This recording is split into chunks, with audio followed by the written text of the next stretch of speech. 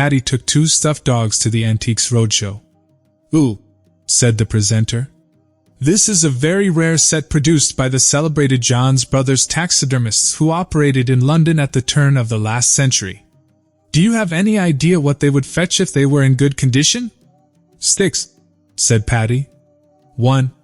A blonde struggling with her weight visits her doctor, who prescribes her a diet. "I want you to eat normally for 2 days, then skip a day, and repeat the pattern for 2 weeks. By the time I see you again, you should lose at least 5 pounds, the doctor advises. 2 weeks later, the blonde returns, having shed nearly 20 pounds. "Amazing!" the doctor exclaims. "Did you stick to the plan?" The blonde nods enthusiastically. "I did, but I thought I was going to drop dead by the 3rd day." "From hunger?"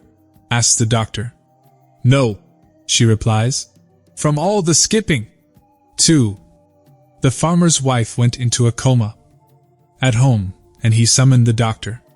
"She's gone," said the doc after examining the woman. "I'm very sorry. I'll call the funeral home for you."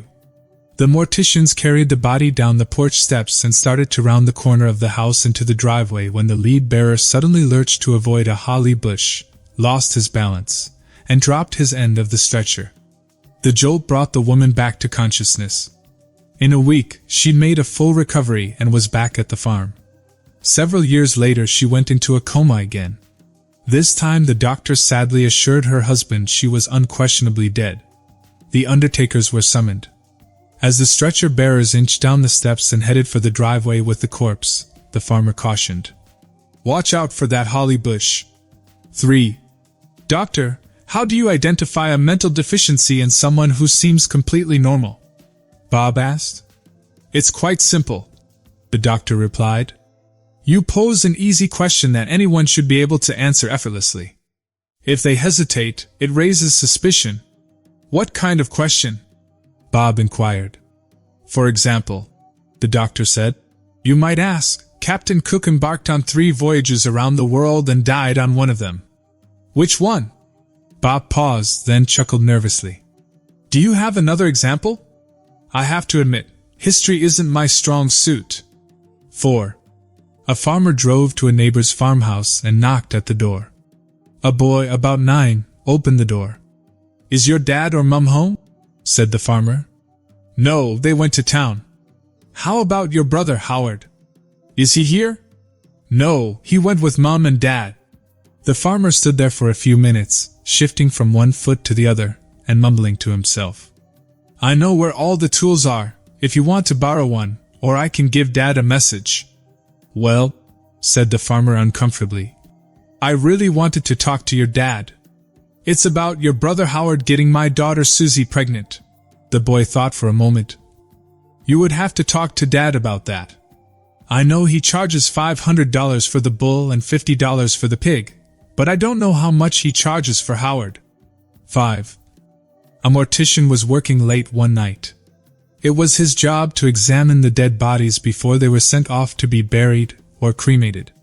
As he examined the body of Mr. Sam, who was about to be cremated, he made an amazing discovery.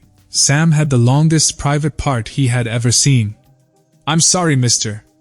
Sam," said the mortician, "but I can't send you off to be cremated with a tremendously huge private part like this. It has to be saved for posterity."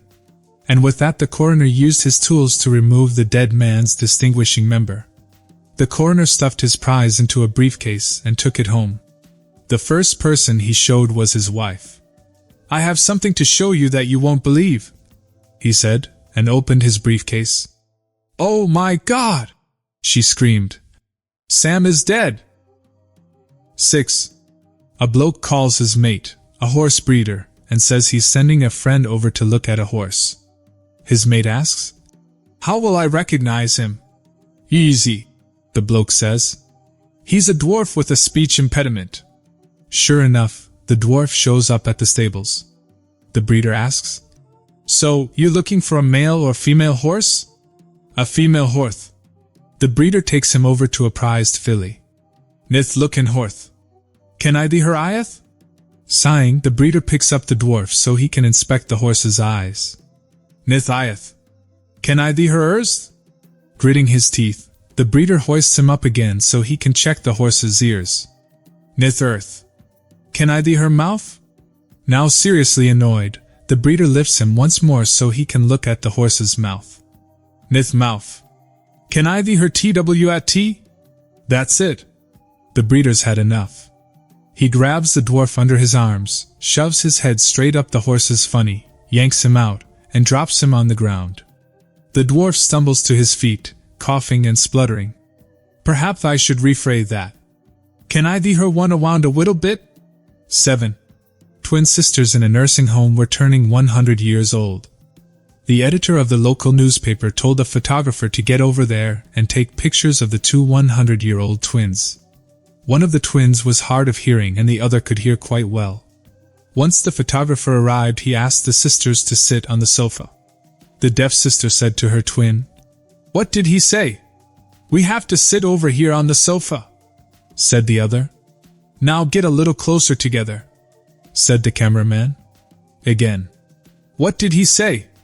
"He says squeeze together a little." So they wiggled up close to each other. "Just hold on for a bit longer. I've got to focus a little," said the photographer. Yet again. "What did he say?" "He says he's gonna focus." With a big grin, the deaf twin shouted out, "Oh Lord Jesus! What both OUS?" 8. 3 sisters were getting married within a short period, and their mother, feeling a bit concerned about their honeymoon experiences, made them promise to send a postcard with just a few words describing how their marital intimacy was going. A few days after the first daughter's wedding, a postcard arrived from Hawaii. It had just one word: Nescafe. Perplexed, Mom went to the kitchen, grabbed the Nescafe jar, and read the label. Good till the last drop. She turned red but was happy for her daughter. A week later, the second daughter's postcard arrived from Vermont. It read, Benson and Hedges. This time, Mom went straight to her husband's cigarette pack and read, Extra long, king size. She blushed again but felt relieved. The third daughter left for the Caribbean, but no postcard came. A week passed, then 2, then a whole month. Finally, a postcard arrived with shaky handwriting that simply said, British Airways. Panicked, Mom flipped through her Harper's Bazaar magazine, searching for the airline's latest ad. When she found it, her eyes widened and she fainted. 9. The Super Bowl has always been a stage for unforgettable moments, but few can match the hilarity of the left shark incident during Super Bowl XLIX's halftime show. In 2015, pop star Katy Perry delivered a vibrant performance, but it was one of her backup dancers who stole the show and the internet's heart.